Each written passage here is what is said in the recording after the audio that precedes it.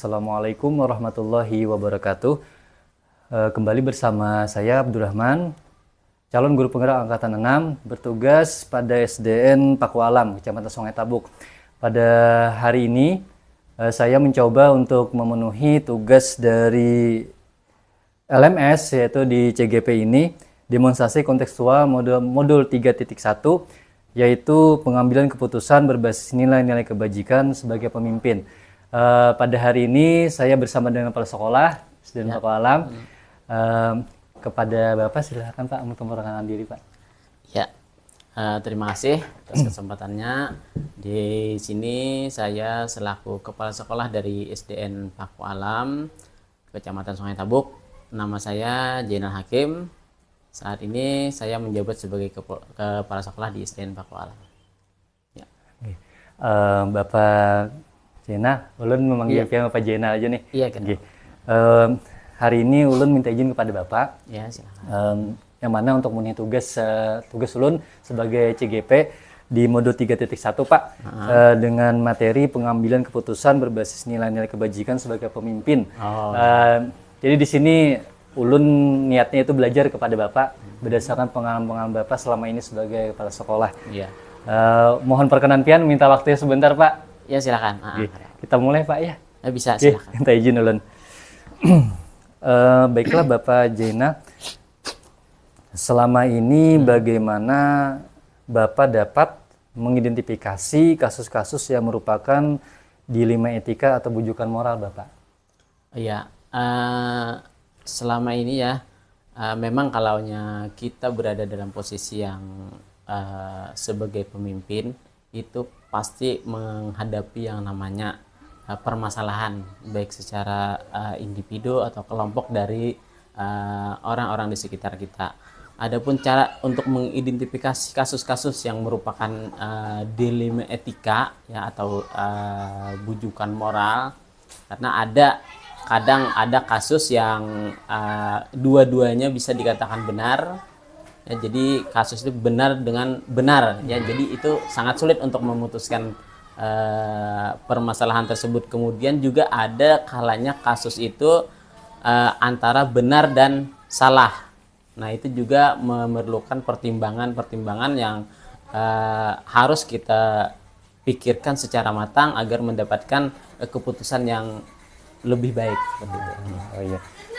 Berarti Pak ya, cara Bapak mengidentifikasi masalahnya tadi ada dua Pak ya. Iya. Misalkan kasus misalnya dilema etika atau bujukan moral.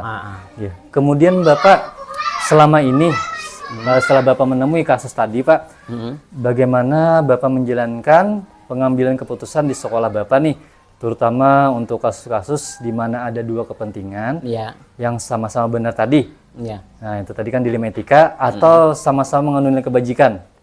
Iya. Selama menjadi seorang pemimpin itu pasti akan menemukan yang namanya permasalahan atau kasus. Nah, dalam menjalankan peran tersebut di sebuah lembaga, sekolah ataupun apapun yang dipimpin, akan menghadapi berbagai situasi dan kondisi. Dan saya sebagai seorang pemimpin harus mengambil suatu keputusan atau kebijakan di mana ada nilai-nilai universal yang sama-sama besar namun saling bertentangan. Misalkan situasi seperti sebuah dilema etika. Jadi untuk mengatasi hal seperti itu diperlukan pemikiran bersama ya untuk menilai memutuskan sebuah keputusan akhir. Nah, kemudian saya akan menentukan apa yang terjadi dalam kasus itu. Misalnya kita lihat kasus tersebut apakah kategori individu dengan individu atau individu dengan kelompok. Nah, jadi saya gunakan biasanya pola berpikir, misalnya kita harus melihat keputusan kita itu hasilnya seperti apa.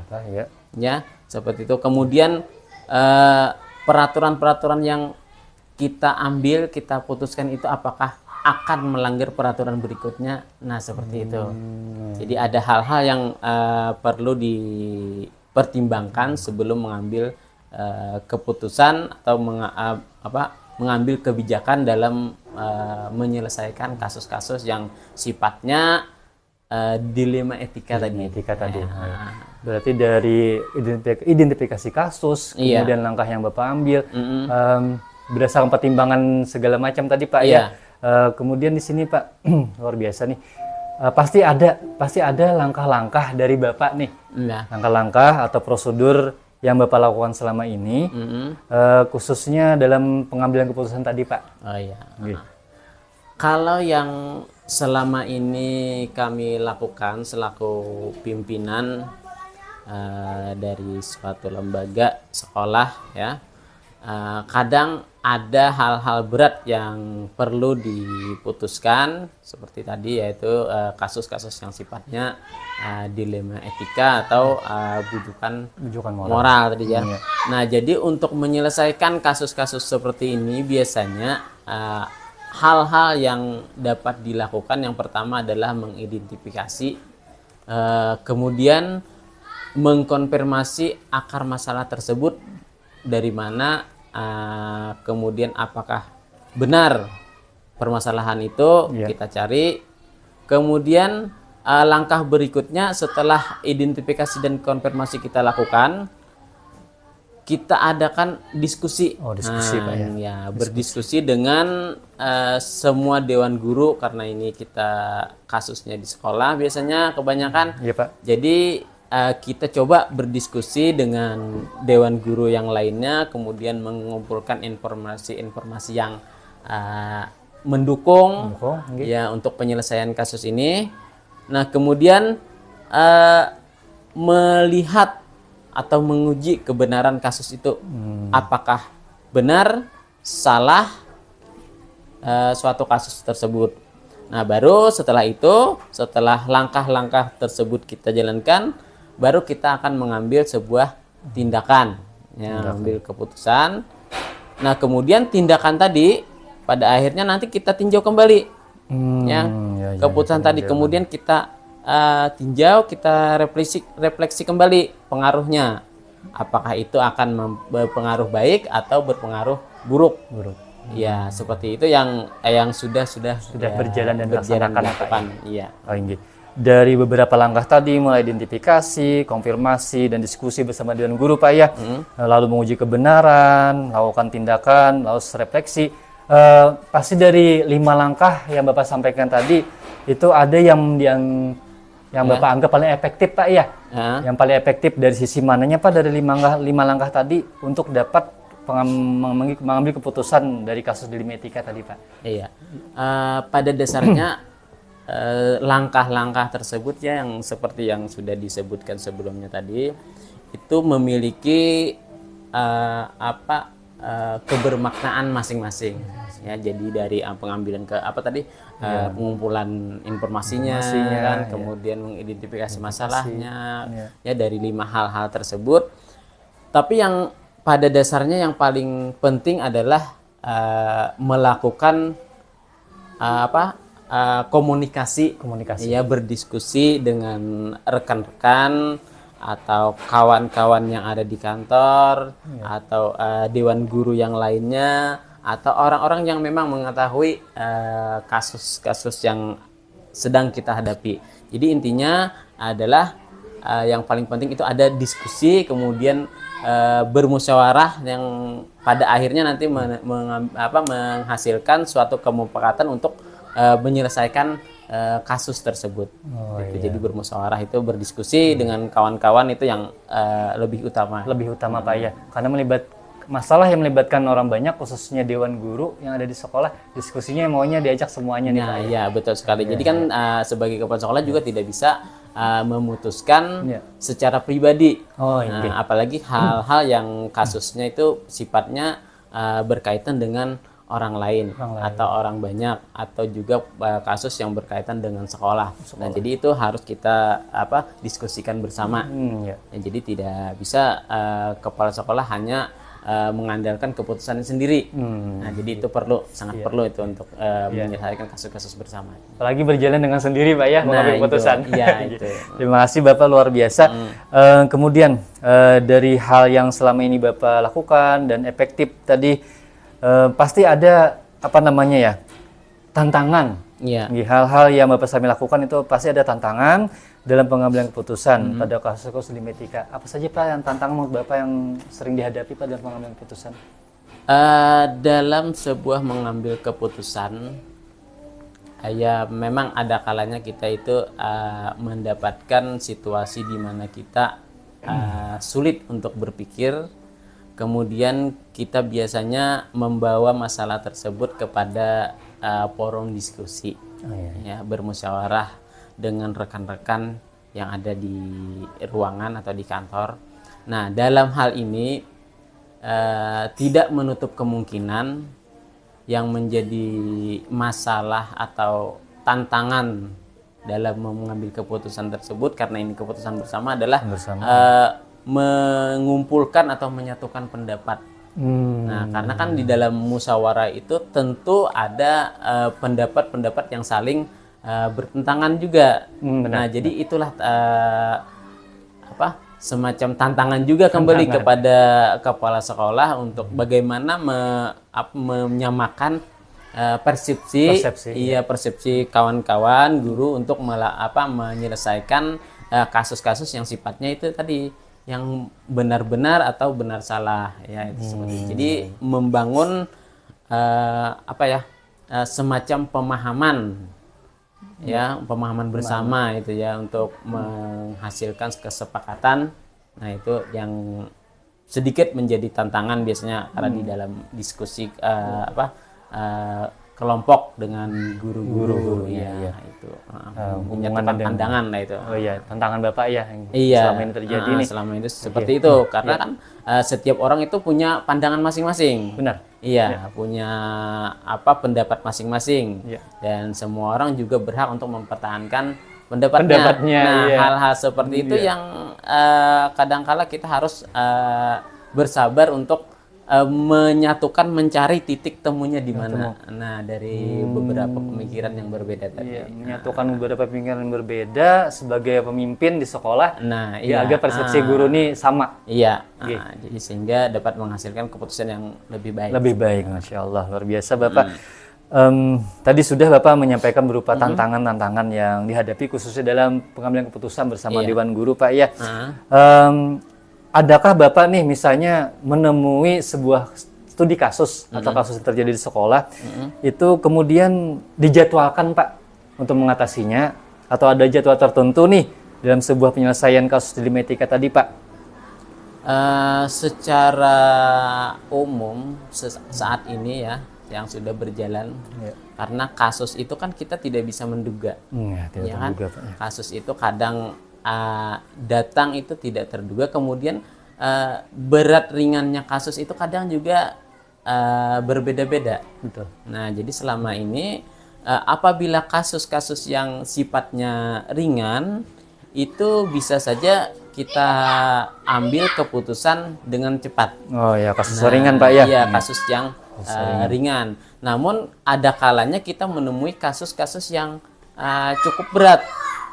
Dan ini yang perlu pembahasan atau berdiskusi yang lebih lama, lebih panjang, mengingat kasusnya yang cukup berat, perlu identifikasi yang lebih lama, kemudian pengumpulan bukti-bukti yang lebih lama juga, sehingga penyelesaiannya pun juga akan lama. Nah, karena kasusnya dianggap lebih berat. Namun secara penjadwalan untuk penyelesaian kasus selama ini tidak ada terjadwal secara khusus. Jadi berjalan aja. Kalau memang ada kasus yang sifatnya ringan bisa diselesaikan dengan cepat, segera diselesaikan. Jangan sampai kasus-kasus yang ringan tadinya ringan tidak diselesaikan, akhirnya menumpuk menjadi kasus yang lebih besar lagi. Ya. Nah, begitupun dengan kasus yang besar. Kasus besar ini juga kalau bisa secepatnya diselesaikan. Ya, jadi jangan sampai karena merasa kasusnya ini berat, jadi ditunda-tunda penyelesaiannya. Ya, jadi kalau bisa secepatnya juga. Namun untuk penjadwalan selama ini memang tidak terjadwal secara khusus ya untuk penyelesaian kasus. Ya. Dari yang Bapak sampaikan tadi, baik itu kasus ringan dan berat, secara berjalan aja penyelesaiannya Pak ya. Iya. Kalau bisa secepat diselesaikan hari itu, bisa diselesaikan. Untuk yang kasus berat itu bisa di 1 atau 2 hari atau di waktu yang lain. Kemudian nih Bapak, untuk yang terakhir nih, mungkin pertanyaan terakhir dari Ulun nih. Dari beberapa langkah identifikasi, kemudian cara Bapak mengambil keputusan, langkah-langkahnya, tantangan, sampai hari ini tadi adakah penjadwalan, adakah menurut Bapak nih, seseorang atau mungkin bukan seseorang ya, faktor-faktor aja nih, faktor-faktor apa yang selama ini mempermudah Bapak selama menjabat kepala sekolah, yang membantu Bapak dalam pengambilan keputusan? Memang sebagai pimpinan atau kepala sekolah ya, yang diharapkan itu adalah sebagai pengambil keputusan sebenarnya, ya kan, pengambil keputusan. Namun dalam penyelesaian kasus ada kalanya kita itu perlu pendapat dari orang lain. Ya. Namun dalam hal ini kami tidak mempunyai salah satu sosok atau tokoh sebagai penyelesai kasus, karena ini adalah kasus bersama dan tidak mungkin juga seorang kepala sekolah menyerahkan kasus kepada seseorang yang mungkin dipercaya. Ya, sama dengan melimpahkan tanggung jawab. Benar sekali. Jadi untuk hal-hal ada kasus yang seperti itu, biasanya kami selaku pimpinan hanya mengandalkan kepada diskusi dengan rekan-rekan. Nah, jadi sosok yang menjadi bagian dari penyelesaian kasus yang dihadapi itu adalah ya rekan-rekan yang ada di sekitar, yang mungkin yang lebih tahu, lebih memahami masalah-masalah yang kita hadapi. Nah, mereka-mereka itulah yang bisa kita ajak berdiskusi, mengobrol untuk menyelesaikan kasus. Jadi seperti itu. Jadi tidak ada satu menokohkan. Jadi orang yang dipercaya atau apalah untuk menyelesaikan kasus. Karena ini kasus bersama, maka harus diselesaikan secara bersama juga. Gitu. Baiklah Bapak, luar biasa Bapak yang Bapak sampaikan tadi, artinya tidak membedakan atau memberikan kekhususan kepada seseorang sekolah itu dalam penyelesaian masalah. Karena nanti bisa mengundang kecemburuan sosial atau kesenjangan. Dari semua percakapan kita tadi Pak, pasti ada di sini pembelajaran dari apa yang bisa Bapak petik dari semua langkah-langkah yang Bapak sampaikan tadi. Pembelajaran apa yang dapat Bapak petik berdasarkan pengalaman pengambilan keputusan di 5 etika tersebut Pak? Dari berbagai kasus ya yang selama ini yang kita hadapi dan kita selesaikan. Jadi pembelajarannya adalah pertama, setiap kasus itu diselesaikan secepat mungkin, jangan sampai ditunda. Ya seperti itu. Kemudian apabila ada kasus-kasus yang berat yang sifatnya untuk pengambilan keputusannya itu tidak bisa kita laksanakan sendiri, maka kita sebaiknya mengadakan diskusi, melakukan diskusi dengan rekan-rekan sebagai bahan pertimbangan kita untuk mengambil sebuah keputusan, apalagi keputusan yang sifatnya besar, yang dampaknya ke depannya besar. Nah, itu yang perlu kita diskusikan bersama. Jadi hal-hal seperti itu harus kita lakukan ya. Kemudian gunakan juga pola-pola berpikir yang untuk mengambil keputusan tersebut. Misal berpikir kita hasil dari keputusan kita ini seperti apa. Oh iya. Nah, Hasil akhirnya Pak ya. Akhir dari keputusan kita ini dampaknya itu seperti apa. Nah, itu yang perlu kita pertimbangkan juga. Kemudian peraturan-peraturan yang yang sudah ada, apakah bertentangan dengan keputusan kita.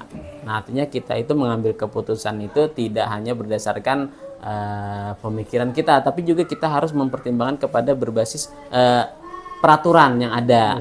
Jadi harus dipikirkan juga. Kemudian ada juga mengambil keputusan itu kita harus berpikir dengan rasa peduli. Rasa peduli. Ya, nah itu juga merupakan sebuah pertimbangan dalam mengambil keputusan. Jadi hal-hal seperti itu menjadi pengalaman kita karena beberapa kali menyelesaikan kasus-kasus yang sifatnya itu dilema etika yang di salah satu benar, kemudian di lain sisi juga benar secara moral ya. Kemudian tadi yang terpenting adalah kita terapkan 5 langkah-langkah tadi. Iya, 5 langkah tadi, yaitu dengan mengidentifikasi ya, tadi ya itu ya, sampai dengan akhirnya pada pengambilan keputusan bersama. Nah, hal-hal seperti itu yang menjadi pembelajaran bagi kami untuk menyelesaikan apabila ada terjadi kasus-kasus yang selama ini terjadi di sekolah Pak ya. Luar biasa Bapak Kepala Sekolah Pak Jaina Hakim SPD atas perkenan Bapak hari ini berbagi pengalaman bagaimana cara pengambilan keputusan selama ini di sekolah. Ulun jujur sebagai seorang guru yang masih harus banyak belajar bagaimana mengambil keputusan tersebut khususnya kepada anak-anak murid ulun di sekolah, di kelas 6 Pak. Terima kasih banyak Bapak Jaina atas perkenan Bapak hari ini dan juga sharing pengalaman Bapak dan ilmunya sangat bermanfaat untuk ulun Pak agar kedepannya bisa lebih baik lagi dalam pengambilan keputusan. Semoga bermanfaat. Terima kasih banyak Pak Jaina atas pertemuan wawancara kita hari ini. Mohon maaf kalau ulun merepotkan Bapak, mengganggu waktu Bapak. Terima kasih banyak Bapak.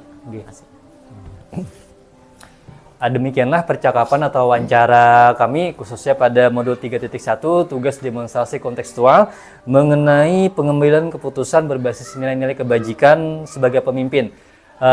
Saya Abdurrahman, CGP Angkatan 6 mengucapkan terima kasih banyak. Wabillahi taufiq wal hidayah. Wassalamualaikum warahmatullahi wabarakatuh.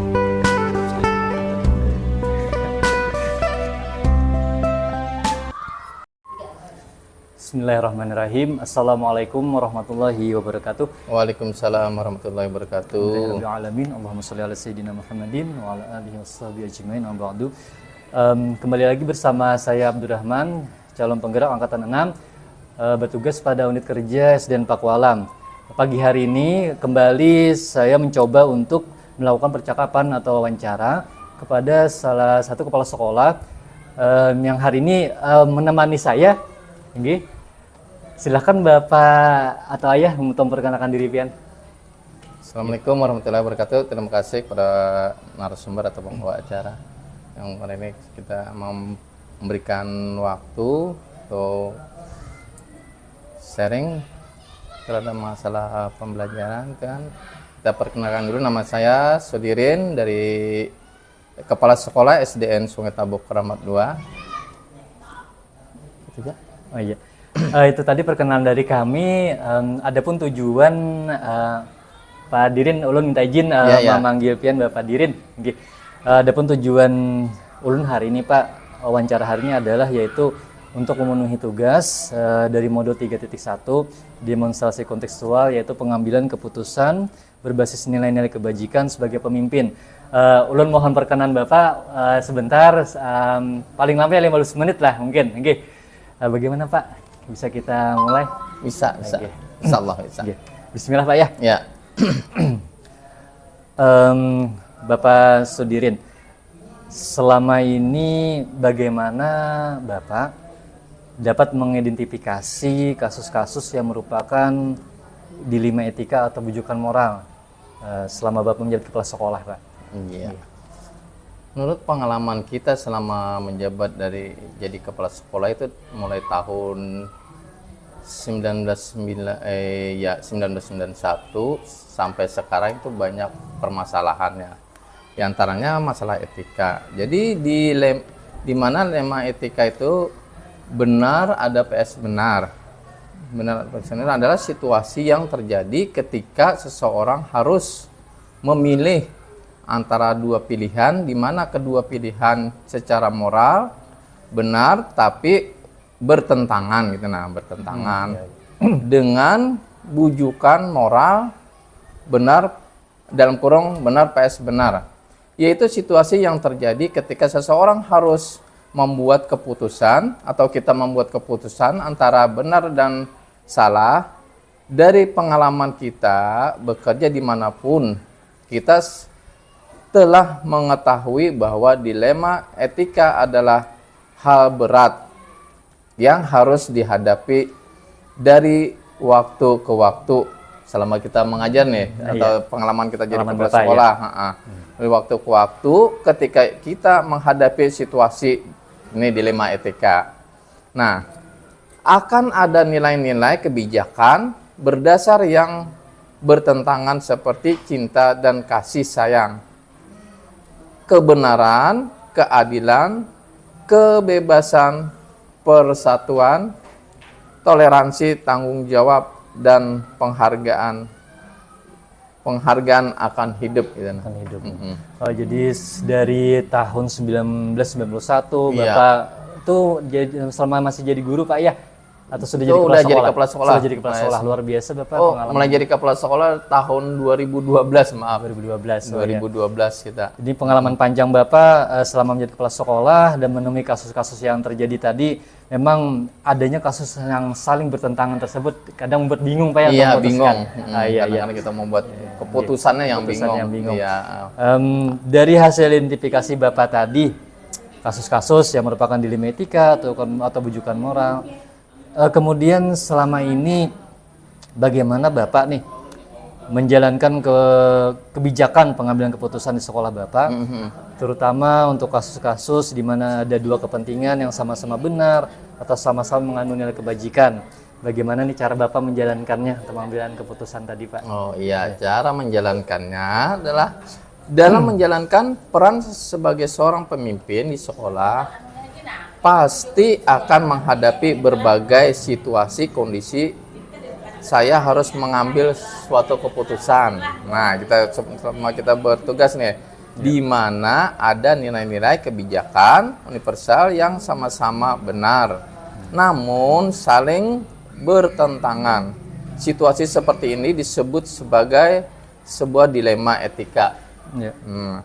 Dilema etika, di saat itu terjadi keputusan mana yang akan saya ambil, tentunya ini bukan keputusan yang mudah.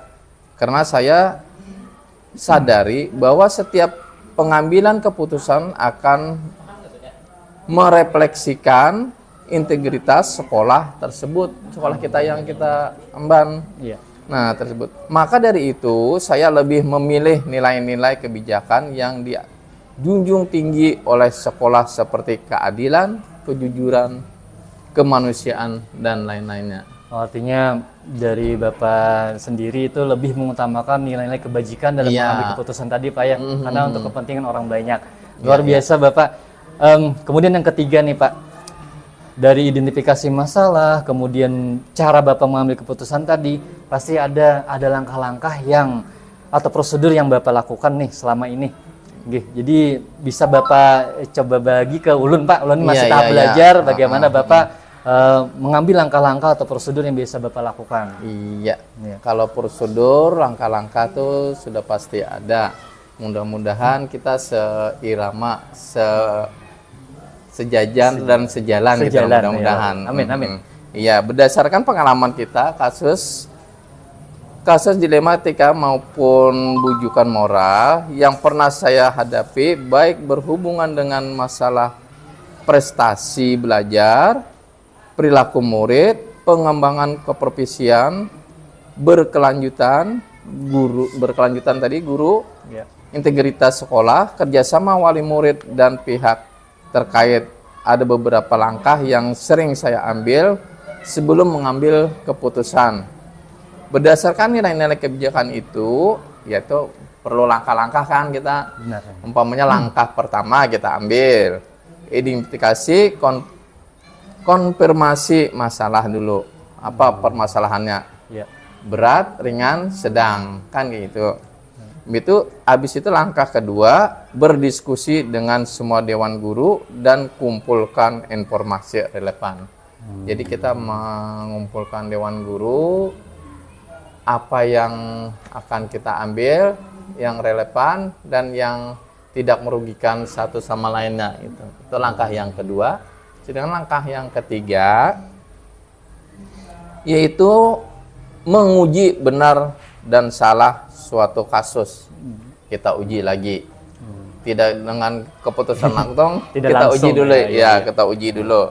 Nah, habis itu langkah keempat, habis setelah kita uji, oh ini ternyata salah. Di situ kita mengambil tindakan. Nah, habis ambil tindakan, langkah berikutnya adalah yang kelima, yaitu tinjau. Habis ambil keputusan, kita tinjau lagi keputusan kita. Keputusan dan merefleksikan pengaruhnya apa yang telah kita ambil tadi, baik atau buruk, untuk yang akan datang, kemajuan yang akan datang. Oh, ya. Kira-kira itu yang bisa kita informasikan. Saya mudah-mudahan ini cocok dengan pemikiran kita gitu. Iya. Jadi dari 5 langkah yang Bapak sampaikan, mulai dari identifikasi sampai merefleksikan hasil pengambilan keputusan tadi Pak ya, pengaruhnya baik atau buruk tadi kepada orang banyak. Ini mudah-mudahan dari Ulun pun bisa melaksanakan khususnya dalam penyelesaian masalah di kelas Ulun Pak. Iya, amin. Iya. Baik, itu tadi untuk pertanyaan ketiga, kemudian kita masuk ke yang keempat. Baiklah Bapak, berdasarkan yang Bapak sampaikan tadi, langkah-langkah atau prosedur yang luar biasa Bapak lakukan selama ini sebagai kepala sekolah, itu pasti Pak ada dari kelima langkah tadi yang Bapak anggap efektif atau lebih tepat guna nih dalam pelaksanaannya, khususnya dalam pengambilan keputusan selama ini Pak. Iya. Sebenarnya semua hal yang di atas tadi atau 5 langkah tadi itu pengambilan keputusan tersebut semuanya efektif. Efektif karena berdasarkan pengalaman kita selama menjabat gitu. Namun ada hal paling utama dalam melaksanakan proses pengambilan keputusan pada saat menghadapi masalah atau merencanakan suatu program kegiatan, yaitu mengajak semua rekan guru berdiskusi, berkolaborasi agar terjadinya interaksi, komunikasi timbal balik. Feedbacknya kita ambil. Feedbacknya Pak ya. Iya. Timbal balik antara Kepsek dan Dewan Guru. Jadi antara Kepsek dan guru tuh harus ada kebersamaan, keputusan yang tepat, yang bagus. Karena kalau tidak ada kebersamaan, keputusan, maka itu tadi akan menimbulkan sebaliknya, kita mau meluruskan, sebaliknya terjadi perpecahan. Lalu pertentangan tadi Pak, pertentangan tadi, sehingga terjadi kotak-kotak di sekolahan. Nah, dari mencapai mufakat inilah menurut saya sangat berpengaruh dalam pengambilan keputusan saya masalah yang dihadapi secepatnya bisa terrealisasikan, tidak tertunda atau menumpuk di kemudian hari. Sebab kalau kita tidak putuskan nanti maka kita akan menghadapi masalah baru, yaitu masalah ini belum tuntas, kita biarkan aja, tidak kita pecahkan, maka masalah itu akan tertumpuk lagi semuanya gitu. Masalah harus kita pecahkan. Yang ada belum selesai, lahir lagi masalah lagi, baru. Iya, masalah baru akhirnya menumpuk. Lalu dengan cara Bapak mengajak diskusi atau kolaborasi dengan semua dewan guru, masalah bisa diatasi bersama Pak ya. Alhamdulillah. Luar biasa Pak. Kemudian ini ada hal menarik dari yang Bapak sampaikan tadi, pastinya dari beberapa langkah. Kemudian yang Bapak rasa efektif tadi ya, dari langkah prosedur penuntasan masalah, pengambilan keputusan, pasti ada tantangan yang dihadapi nih. Khususnya dalam kasus dilema etika yang Bapak hadapi nih. Tantangan apa saja Pak dari rangkaian langkah kegiatan atau prosedur yang Bapak lakukan tadi? Oh iya, tantangan sudah pasti adalah, namanya kita yang dihadapi itu manusia, benda hidup, tantangan pasti ada datang. Iya. Namun bagaimana secara kita berperilaku untuk menyikapinya. Nah, jadi pada proses pengambilan keputusan, saya melibatkan Dewan Guru. Dewan Guru di sini saya menyadari bahwa dalam ekosistem sekolah terdapat tuh kan SDM, baik guru, TU, PSD, penjaga sekolah itu masing-masing mempunyai tingkat kemampuan, pemikiran, karakter yang berbeda-beda berdasarkan keragaman inilah. Jadi berdasarkan keragaman inilah pemikiran atau tantangan bagi saya bagaimana berusaha kepada rekan-rekan di sekolah menanamkan kepentingan saling menghargai, keterbukaan, keterbukaan di sekolah, menanamkan tadi kepentingan saling menghargai, keterbukaan, dan memberikan pengertian mengenai situasi dan kondisi atau studi kasus dilema etika atau bujukan moral yang dihadapi.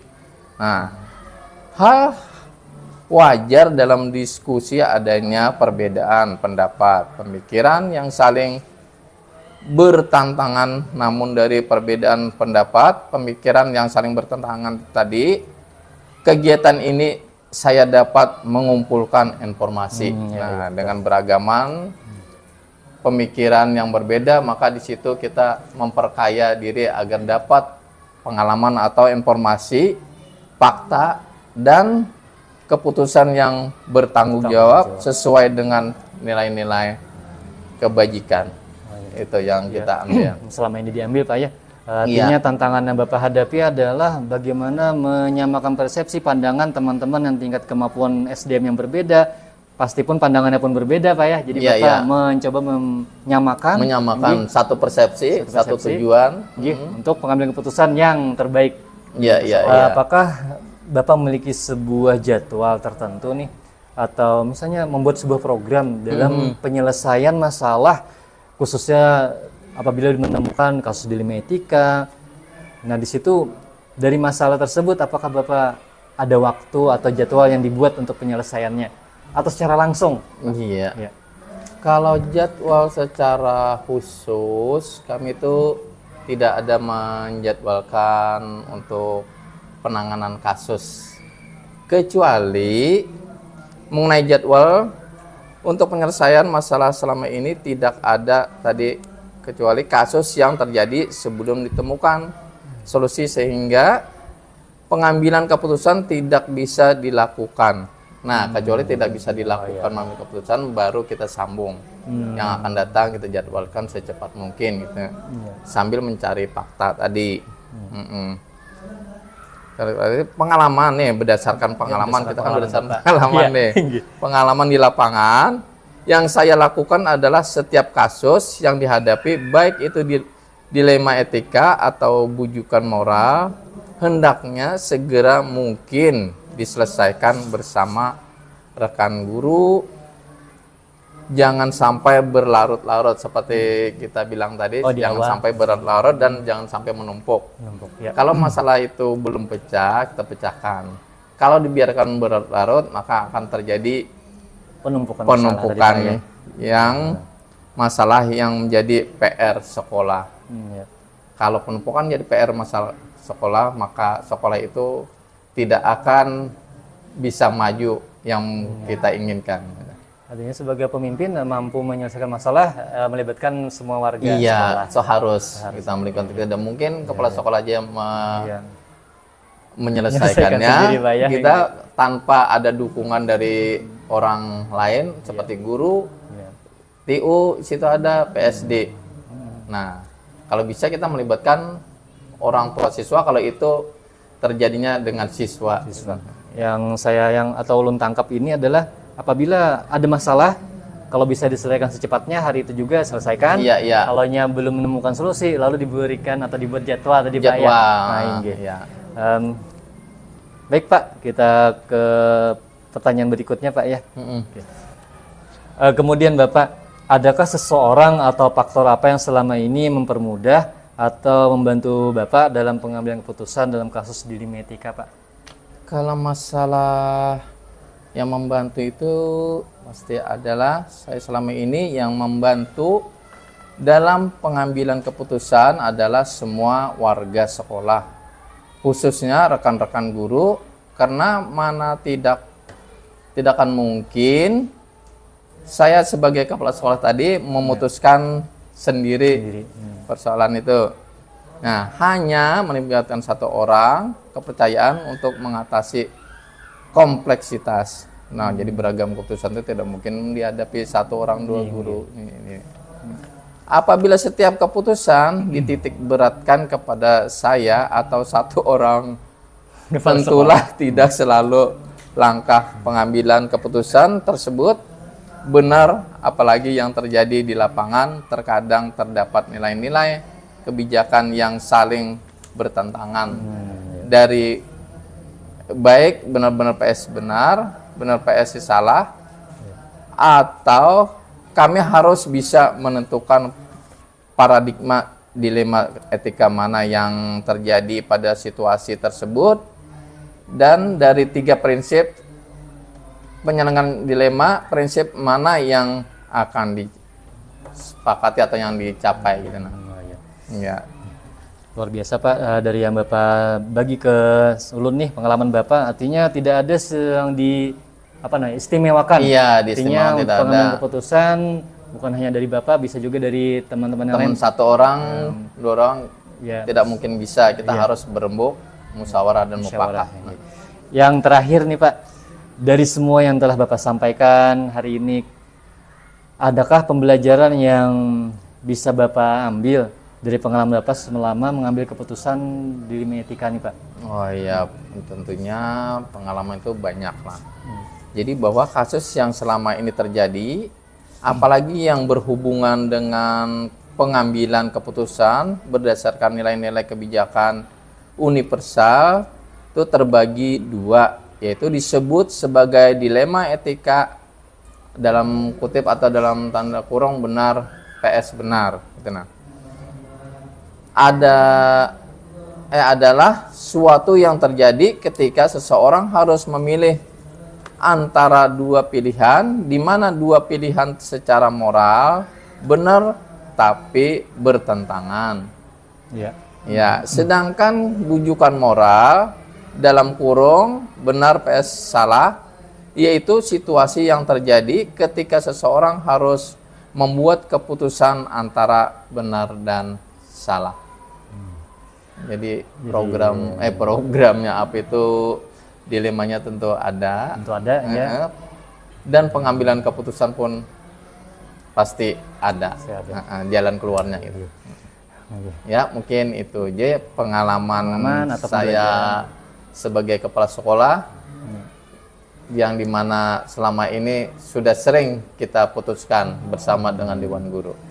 Terima kasih banyak Bapak Sudirin atas berbagi pengalamannya, perkenannya meluangkan waktu kepada ulun hari ini mengenai tugas ulun sebagai CGP di Modo 3.1 ini.